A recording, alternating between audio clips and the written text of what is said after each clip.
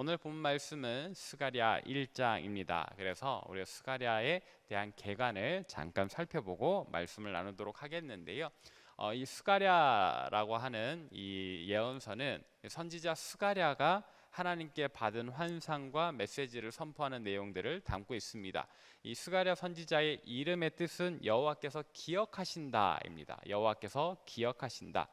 굉장히 이제 좋은 의미의 이름이죠. 힘들고 어려운 처지에 놓인 사람을 기억한다. 또 그에게 뭐 생일이나 좋은 일이 있을 때 기억한다라고 하는 것.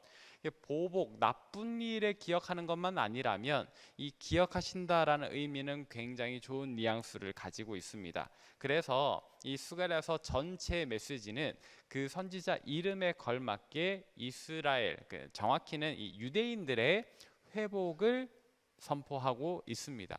사실 이 이름은 굉장히 인기가 많은 이름이라서 이 구약 시대, 이 구약 성경 안에만 이 스가랴라는 이름이 쓰여진 곳이 29군데라고 해요. 이게 한 사람의 이름이 29군데 나온 게 아니고 다른 사람들의 이름인 겁니다. 그러니까 많은 사람들이 이 이름을 선호했다, 굉장히 좋아하는 이름이었다라는 것이 이 스가랴의 이름 속에 들어있는 의미고요. 이 스가랴 선지자는 우리가 지난주에 살펴보았던 학개와 같은 시대에 활동을 했습니다. 시간적으로는 2달 정도의 차이밖에 없습니다. 그러니까 학개가 먼저 메시지를 선포하고 그로부터 한 2달 뒤에 이 스가랴가 메시지를 선포한 겁니다. 그것도 같이 예루살렘에 와서. 그러니까 이 두 선지자는 함께 활동을 했다라고 보면 좋겠고요. 분량적으로는 차이가 있습니다. 학개는 겨우 2장밖에 되지 않는데 스가랴는 그보다 분량이 많죠. 왜 그런 차이가 있는가? 같이 활동을 했는데 왜 그런 차이가 있는가 하고 보면 학개 선지자는 그냥 하나님께서 이 성전의 재건과 이 예루살렘의 재건을 명령하셨다. 그런 핵심 메시지만 선포를 했고 이 스가랴는 그 메시지와 더불어서 하나님께서 보여주시는 8개의 환상을 같이 기록을 하고 있습니다. 학개는 하나님 주신 음성만 곧바로 전했다면 스가랴는 하나님 보여주시는 환상 8개를 함께 전했다. 그리고 학개는 그 성전 재건과 예루살렘의 재건에 시간적으로 거기에만 국한된 메시지를 선포했다면 스가랴 선지자는 이후에 메시아의 오심, 예수 그리스도의 탄생과 거기에 얽혀 있는 예언까지 함께 선포를 했다. 그러니까 환상도 나오고 먼 훗날의 이야기도 함께 나오기 때문에 분량적으로 차이를 보입니다. 그러나 이 중심적인 메시지 자체는 성전 재건과 예루살렘 재건이기 때문에 학개와 스가랴를 함께 묶어서 읽으면 아주 좋다. 그래서 우리가 지난주 말씀에 이어서 이번 주에도 연속적인 말씀을 보게 될 것이다 라는 말씀을 드립니다. 그리고 이번 주는 우리가 스가랴 1장부터 6장까지이지 않습니까? 딱 스가랴 선지자가 보았던 8개의 환상을 보게 됩니다. 환상의 내용이 사실은 아까 말씀드렸던 대로 예루살렘 재건, 성전 재건에 이렇게 매여 있기 때문에 전체적인 골자는 비슷한 내용으로 갑니다만 환상에 보이는 그 장면이 다르고 또 그 각각이 의미하는 바가 조금씩 다르기 때문에 아마 이번 주 말씀도 우리가 나누는데 아주 즐거운 말씀이 되리라 생각합니다. 자, 그러면 오늘 본문 말씀인 스가랴 1장은 어떤 내용을 담고 있는가? 총 3부분으로 나눌 수 있는데요. 첫 번째는 이 전체 스가랴의 개론이 되는 말씀 1절부터 6절까지이고 또 두 번째는 7절부터 17절로 스가랴가 보았던 8개의 환상 중에 첫 번째 환상이, 그리고 18절부터 21절까지는 스가랴가 보았던 두 번째 환상이 나옵니다. 그러니까 8개 환상 중에 2개의 환상이 오늘 본문에 속해 있고 맨 앞에는 전체에 대한 개론과 같은 그런 서론격인 말씀이 있는 거죠. 서론, 첫 번째 환상, 두 번째 환상 이렇게입니다. 자, 그러면 이 첫 번째 부분인 서론 1절부터 6절까지의 말씀은 어떤 내용을 담고 있는가? 그것은 이 유대인들에 대한 어떤 그 변화의 촉구를 담고 있는 겁니다. 그러니까 하나님께서 이 유대인들에게 너희 왜 그러고 있느냐라고 이야기를 하고 계시는 거예요. 너희 뭐 하고 있니? 라고 물어보시는 내용이 들어있는 겁니다. 하나님께서 무엇을 물어보시는 걸까요? 이때 당시에 이 역사적인 배경을 살펴보면 유대인들은 이 70년이라는 시간 동안에 저 바벨론의 포로로 있었지 않습니까? 그런데 이 정한 기간이 끝나니까 하나님께서 큰 은혜를 베푸셔서 그 이방 황제인 고레스의 명으로 너희는 고향 땅으로 돌아가 너희의 성전을 건축하라라는 허락을 얻습니다.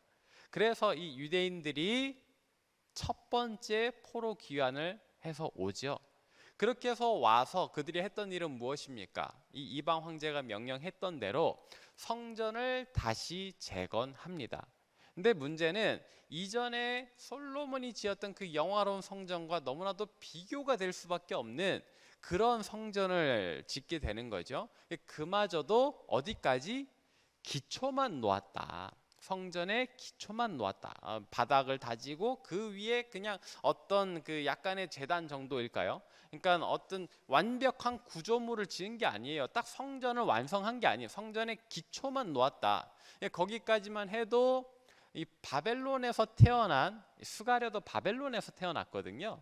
그러니까 이 예루살렘은 처음 오는 겁니다. 할아버지 손 붙잡고 와요. 근데 이 스가랴와 같이 바벨론에서 태어나 이전 성전을 본 적이 없는 새로운 세대는 성전 기초가 놓인 것만 해도 너무 감격스러운 거예요. 그래서 기쁨의 환호성을 내지르지만 스가랴를 붙잡고 왔던 이 스가랴의 할아버지, 과거 성전을 기억했던 옛 세대들은 우는 겁니다. 이전에 우리 조상들 솔로몬의 그 화려한 금으로 도금된 그 성전을 기억하는 이들은 오늘날 이 성전 기초가 너무 초라하니까 하나님 앞에 죄스럽고 한탄스러운 마음에 울었어요. 그 장면을 우리가 다 기억하지 않습니까? 근데 문제는 뭐예요? 이 성전 기초를 놓음으로써 그래 과거의 영광은 이제 사라졌으나 새롭게 우리가 하나님 앞에 영화로운 성전을 지으리 눈물과 환호성으로 시작했던 이 성전 건축이 어떻게 됩니까? 멈추어 서는 거예요. 악한 사마리아인들, 여기서 말하는 악한 사마리아인들은 아수르 제국의 정책 때문에 혼혈이 되어버리고 다른 종교를 함께 믿는, 그래서 더 이상 이스라엘, 같은 이스라엘이라고 볼 수 없는 이 사마리아인들이 와서 우리도 하나님을 믿으니까 우리 조상들 중에 너희와 뿌리가 같은 이들이 있으니까 우리도 성전 재건에 동참하겠다 했더니 이 유대인들이 거절을 하잖아요. 그것 때문에 이 사마리아인들이 관리들에게 뇌물을 먹입니다. 악한 상소를 올립니다. 그래서 성전 건축이 어떻게 되었어요? 멈추어 서게 돼요. 몇 년 동안, 자료에 따라서 다르지만 16년 혹은 17년 동안에 멈추어 서게 됩니다. 오늘 스가랴의 본문은 그 상황 속에 하나님께서 메시지를 선포하게 하신 거거든요. 이 17년 동안이나 성전 건축이 멈추어 있으니까 하나님께서 1절부터 6절까지에 너희 뭐하고 있니? 너희 왜 그러고 있니? 라고 물으시는 거예요. 하나님께서 이 성전 건축이 멈추게 된 이유를 몰라서 물으시는 걸까요? 이게 우리에게 떠오르는 첫 번째 질문입니다. 하나님도 아시죠? 왜 이 성전 건축이 멈추게 되었는가? 유대인들이 왜 가만히 있을 수밖에 없는가? 17년 전에 있었던 일을 하나님도 아십니다. 그래서 하나님께서는 왜 멈췄느냐를 물으시는 것이 아니에요. 하나님께서 정확하게 물으시는 것은 성전을 멈추게 된 이유가 아니라 그래 그때는 그렇게 멈출 수밖에 없었지. 그런데 왜 너희는 이 17년이라는 시간 동안에 손 놓고 있느냐는 말이에요. 너무 오랜 시간입니다. 너무 오랜 시간이에요. 스가랴가 이 하나님의 메시지를 선포할 때 나이가 얼마나 되었을까요? 잘은 모르지만 청년이었다면, 20대 청년이었다면 17년이 지나면 이제 40대 중년으로 접어드는 나이, 또 한 세대가 지나갈 정도의 시간이 흘러버리는 겁니다. 도대체 이 긴 시간 동안에 유대인들 너희는 뭐하고 있느냐라는 거예요. 저 사마리아인들이 악한 조서를 올렸다면 너희도 선한 조서를 올려야, 선한 상소를 올려야지. 너희가 어떻게든 하나님께서 큰 은혜로 다시금 짓게 했던 이 성전을 지어 올릴 생각을 해야지 왜 가만히 있느냐라는 질문을 하시는 겁니다. 멈춰 서게 된 이유를 물으시는 게 아니에요. 멈추고 나서 왜 손 놓아 버렸느냐를 묻고 계신다라는 거죠. 그래서 하나님께서 이 스가랴, 지난주에는 학기를 통해 이번 주에는 스가랴를 통해 다시 움직여라, 다시 움직여라 라고 촉구하고 계신다라는 거죠. 자, 그러면서 우리가 이 본문 중에 특별히 집중해서 보아야 할 구절은 어디일까? 오늘 본 말씀 3절을 함께 읽어보도록 하겠습니다. 본 말씀 3절입니다. 함께 읽습니다. 시작. 그러므로 너는 그들에게 말하기를 만군의 여호와께서 이처럼 이르시되 너희는 내게로 돌아오라. 만군의 여호와의 말이니라. 그리하면 내가 너희에게로 돌아가리라. 만군의 여호와의 말이니라. 아멘. 자, 제가 밑줄을 쳐드렸어요. 어디에 쳐드렸죠? 너희는 내게로 돌아오라. 또 어디에 쳐드렸나요? 그리하면 내가 너희에게로 돌아가리라. 그리고 반복해서 나오는 구절이 있습니다. 뭐죠? 만군의 여호와의 말이니라. 여러분, 성경은 입체적으로 읽는 거라고 했습니다. 그냥 눈으로만 훑어 지나가는 것이 아닙니다. 이 구절 속에 담겨있는 하나님의 마음을 헤아릴 줄 알아야 됩니다. 너희는 내게로 돌아오라. 그리하면 내가 너희에게 돌아가리라 말씀하시는 이 하나님의 이 한 구절에 하나님의 마음은, 하나님의 신경은 어떠해 보입니까? 사실 하나님께서 이미 유대인들을 저 먼 곳 바벨론 지역에서부터 그들의 고향 땅으로 돌아오게 하셨지 않습니까? 그들의 몸은 돌아왔습니다. 그런데 그들의 마음은 아직 하나님 앞으로 돌아오지 않은 거예요. 얼마 동안이나? 17년 동안이나 그들의 고향으로 몸은 돌아오게 해주셨는데 그들의 마음이 돌아오기까지는 아직 17년이 지나도 돌아오지 않은 거예요. 그러니까 하나님이 얼마나 애가 타시는지 모릅니다. 하나님이 얼마나 애가 타는지 몰라요. 선물을 줬는데 이 사람들이 이 선물을 그냥 창고 속에 처박아 두고 보지도 않는 것 같은 그런 상황이 돼버리는 겁니다. 하나님이 막 애가 타요. 돌아오라, 돌아오라. 이 메시지는요, 북이스라엘이 멸망하기 전에도 선포되었고 남유다가 멸망하기 전에도 선포되었지 않습니까? 70년 전에도 선포했던 이 말씀이 70년이 지나고 거기에 또 17년을 더해 거의 90년이라는 시간 동안에 하나님 계속해서 선포하시는, 계속해서 말씀하시는 구절이에요. 돌아오라. 이 안에 하나님의 애타는 마음이 얼마나 강렬한지 모릅니다. 스가랴는 그래서 막 선포하기 시작하는 거예요. 그가 본 환상들을 선포하기 시작하는 거예요. 정말 돌아와야 하기 때문에. 중요한 것은 읽었던 이 3절의 이 두 번째 부분이죠. 너희가 돌아오면 나도 너희에게로 돌아가리라. 유대인들이 하나님께 돌아가고자 하는 마음이 큽니까? 하나님이 유대인들에게로 돌아오고자 하는 마음이 큽니까? 하나님이 유대인들에게로 돌아오고자 하는 마음이 더 커요. 다른 말로 하면 하나님이 더 애타하고 계시는 겁니다. 하나님이 더 애타해요. 부모의 마음이죠.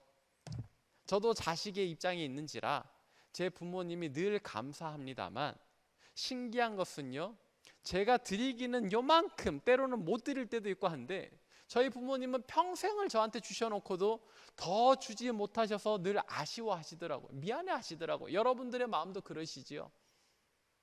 여러분들이 자녀들에게 얼마나 많이 퍼주셨으면서 더 주지 못해 미안해 하시는 그 마음을 제가 잘 압니다. 또 돌아보면 여러분들도 여러분들의 부모님께 받은 거에 비해 그만큼 감사하지는 못하셨다라는 아쉬움이 있으실 겁니다. 하나님의 마음이 막 그래요. 이 유대인들을 자녀처럼 품으시는 마음으로 더 막 애타하시고 더 간절히 원하고 계시죠.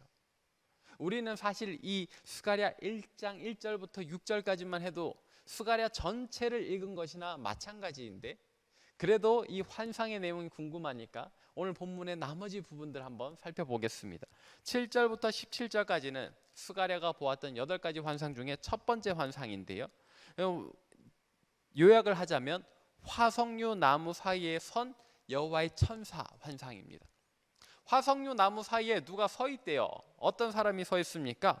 붉은 말을 타고 있고 그 뒤에 또 다른 색깔의 새 말을 데리고 있는 그 어떤 신인의 모습을 한 사람이 서 있는 것을 봅니다. 근데 여기서 화석류 나무가 뭔가, 여러분들 화석류 나무를 본 적이 있으세요? 태생적으로 우리나라에는 없는 나무라고 하니까 여러분들이 못 보신 것이 당연합니다. 근데 비슷한 나무는 보신 적이 있을 거예요. 어디에서? 아파트 화단에서. 그러니까 이 말은 마른 화석류 나무인데 이게 막 굵은 아름드리 나무 이런 게 아니고 이게 작은 또 얇은 가지를 가진 관목이라는 거죠. 그래서 이스라엘 산지에, 이 유대인들의 산지에 흔한 나무였다. 이 화석류 나무로는 뭘 하느냐? 주로 얇은 지팡이를 만들 때 가지 하나 꺾어서 대충 다듬으면은 지팡이로 쓸 수 있는 그 정도 두께, 그 정도 길이. 그러니까 뭐 우리 허리쯤 된다고 할까요? 또 연한 가지는 굉장히 잘 휘어져서 화관을 만들 때 쓴답니다. 우리 머리에 화관을 만들어 쓴다 할 때 이 화석류 나무가 쓰인대요. 그러니까 아주 작은 연약한 그런 나무가지 사이에 이런 신인이 서 있다. 여기서 말한 화석류 나무는 당연히 지금의 초라한 유대인들을 의미하는 걸 겁니다. 근데 그 초라한 유대인들의 사이에 강력한 어떤 신의 권위를 가진 이가 서 있다. 하나님이 함께하고 계신다라는 것을 스가랴가 보고 있는 거죠. 그러니까 아직 전쟁의 폐허더미 속에 살고 있어요. 유대인들은 돌아온 지 17년이나 되었어도 사실 성전을 건축하기는커녕 자기들의 집 그 삶의 터전을 재건하기도 아직 빠듯했던 상황입니다. 이 주변 민족들이 가만히 두질 않았거든요. 그러니까 이들의 형편이 고향으로 돌아온 지 17년이나 되었어도 뭐 제대로 굴러가지 않았다. 그런데 이 유대인들은 그 참혹한 현실에 또 눌리는 겁니다. 그래서 다시 술을 퍼마시기 시작하고 다시 음행하기 시작하고 이전에 이런 악한 행위들 때문에 멸망당해 놓고 현실에 짓눌려 다시 악한 행위로 돌아가고 있는 유대인들을 하나님께서 내게로 오라 말씀하시면서 보여주시는 환상이 이 보잘것없는 나무 사이에 서 있는 강력한 신인의 모습. 내가 너희의 이 참혹한 현실 가운데서도 함께하고 있지 않느냐라고 보여주시는 거예요. 이게 하나님의 이 스가랴에게 보여주신 첫 번째 환상. 그러니까 이 환상을 보는 스가랴의 마음이 막 뛰지 않겠어요? 막 이렇게 두근두근 하지 않겠어요? 오늘 우리의 현실은 강력한 레바논의 어떤 백향목과 같은 현실이 아니고 그냥 우리 산지에 흩뿌려져 있는 그냥 작고 초라한 화석류 나무 같아도 우리 하나님이 우리와 함께 하신다고 하니 그걸 눈으로 보고 있으니 스가랴의 마음이 얼마나 세차게 뛰겠어요. 그리고 이제 그 메시지를 다른 유대인들에게, 민족들에게 선포를 하는 겁니다. 이어지는 두 번째 환상은 뭐예요? 18절부터 21절까지인데 4개의 뿔과 대장장이의 환상입니다. 여기서 말한 4개의 뿔은 이 유대인들을 괴롭히는 주변 내민족을 의미해요. 정확히 어떤 민족인지는 그냥 우리가 지난날의 성경들의 내용을 생각해 보는 겁니다. 뭐 아수르도 있겠고 바벨론도 있겠고 또 에돔 족속도 있겠고 모압도 있겠고 뭐 그런 정도로 우리가 생각해 볼 수 있는데 하나님께서 이 주변 민족들, 이 뿔과 같이 이 유대인들을 찌르는 뿔과 같은 이 내민족을 대장장이를 불러다가 무너뜨리겠다 말씀하시는 거죠. 그러니까 이후에 이 유대인들 그리고 성전과 예루살렘의 회복에 대한 환상을 오늘만 해도 2개나 보고 또 듣게 하시는 겁니다. 이제 유대인들에게 남아있는 선택지는 뭐예요? 돌아올 일밖에 없는 거예요. 17년 전에 악한 사마리아인 또 주변 민족들 때문에 멈춰 서버렸던 거룩함으로의 행보를 이제 다시 시작할 때가 된 겁니다. 스가랴의 메시지를 통해서. 자, 여기까지가 본문의 내용입니다. 그렇다면 이 본문이 오늘 우리에게 던져주는 교훈은 무엇일까요? 우리도 다시 시작할 때가 되었다. 우리의 멈춰 서 있는 어떤 신앙에 대한 열정, 우리의 멈춰 서 있는 어떤 거룩함의 습관들 다시 시작할 때가 된 겁니다. 물론 그 사이에도 잘 해오신 분들 계시겠지만 여러 가지 이유로 무더위나 또 이 길어지는 코로나 때문에 막 지쳐가는 마음들, 그로 인해서 여러분들이 해오셨던 경건의 습관들 멈추어 서 계신다면 오늘 말씀을 계기로 다시 시작하시길 바랍니다. 또 최근에 해왔던 어떤 필사, 성경 읽기, 그리고 이제는 기도문까지 이번 주일부터 배부가 될 겁니다. 예수님과 함께 걷는 하루 100일의 신앙 여정, 미리 준비하시면서 성경 읽기 먼저 시작하시는 것도 괜찮지 않을까요? 그것은 다음 주부터 하시더라도 여러분들이 젊으셨을 적에 청년의 때 해오셨던 여러분들만의 신앙의 습관들, 여러분의 신앙을 지금까지 이렇게 잘 키워온 여러분들의 마음의 성전에 기초를 놓게 했던 그 신앙의 습관들이 있다면 그거 다시 한번 시작해 보시는 건 어떠십니까?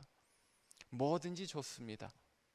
새롭게 한 주를 시작하는 오늘, 또 이제 가을로 접어서는 문턱에 있는 오늘, 저는 어젯밤에 좀 춥더라고요, 자는데. 그죠? 이제는 찬바람이 불게 되었습니다. 계절이 바뀌었지 않습니까? 우리 마음도 바꾸어 새롭게 시작해 봅시다. 하나님께서 간절히 원하고 계십니다. 애타게 원하고 계십니다. 그 하나님의 마음을 시원케 해드리는 저와 여러분 되기를 바랍니다. 기도하겠습니다. 살아계시고 역사하시는 아버지 하나님, 오늘도 우리가 주님 앞에 나와 거룩함으로 하나님 앞에 서고자 합니다. 하나님, 우리의 마음을 보시고 우리를 기쁘게 받아 주옵소서. 특별히 오늘 말씀을 통해 우리가 하나님께로 나아가고자 하는 열망보다 하나님께서 우리에게로 오고자 하시는 그 열망이 얼마나 더 큰지, 얼마나 더 애가 타시는지를 깨닫습니다. 이제 그 하나님의 마음을 헤아려 우리가 참으로 거룩함으로 돌아가게 도와주셔. 아버지여, 그렇게 우리가 하나님의 기쁨이 되고 하나님의 마음을 시원케 해드리는 주의 백성들 다 되게 도와주옵소서. 감사를 드립니다. 사랑 많으신 우리 구주 예수 그리스도의 이름으로 기도합니다. 아멘.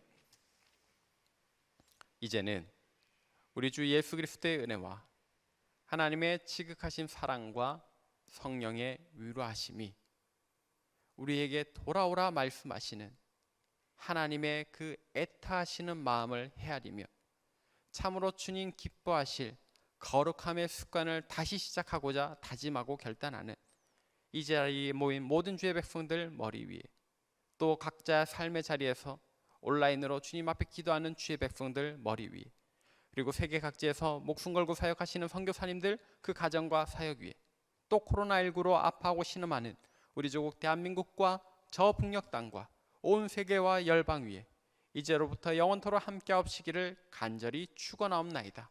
아멘.